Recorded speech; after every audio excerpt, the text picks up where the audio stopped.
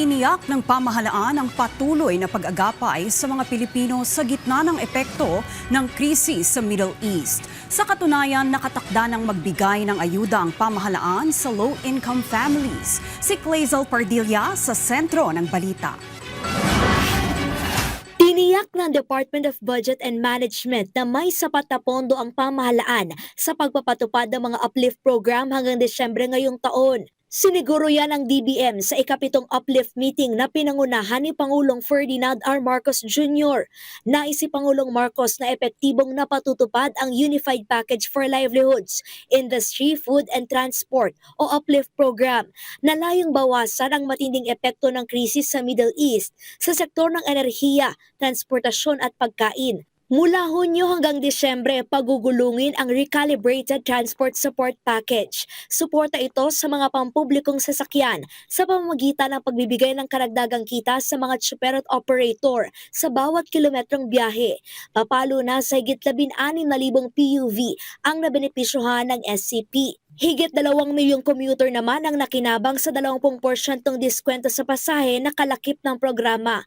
Tala ng Transportation Department, nasa kalahating milyong driver na rin at mga tsuper ang nakatanggap ng subsidiya sa langis.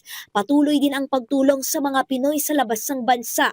Halos 11,000 OFW na naipit sa giyera sa gitnang silangan ang napauwi ng Pilipinas. 20,000 naman ang naabutan ng pinansyal na ayuda.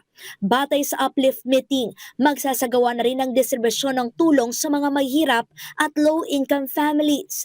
We're looking at other social protection measures para matulungan nga po yung ating mga kababayan who are most vulnerable amidst the continuing energy emergency. Upang lalo pang matugunan ang epekto ng krisis sa Middle East, handang magbigay ng $1.75 billion na pinansyal na tulong ang Asian Development Bank sa Pilipinas. Inihayag ito ng ADB, kasunod ang pakikipagpulong kay Pangulong Marcos ni ADB President Masato Kanda. Sabi ni Kanda, karagdagang pautang at trade finance support ang maaring ipahiram sa pamahalaan. Agad nakikilos ang ADB para maprotektahan ang mga pinakamahirap na komunidad, mapangasiwaan ng fiscal pressure at mapatatag ang ekonomiya. Ayon naman sa Malacanang, isang malaking tulong at malinaw na nagpapakita ng tiwala sa ating development partners sa kakayahan ng pamahalaan na tumugon sa mga pandaigdigang hamon. Pero kailangan pa anyang pag-aralan ang alok ng ADB. Kailangan pong aralin ng Department of Finance ang terms and conditions ng financing upang matiyak na ito ay naaayon sa fiscal and debt management objectives ng pamahalaan. Clazel Pardilla para sa Pambansang TV sa Bagong Pilipinas.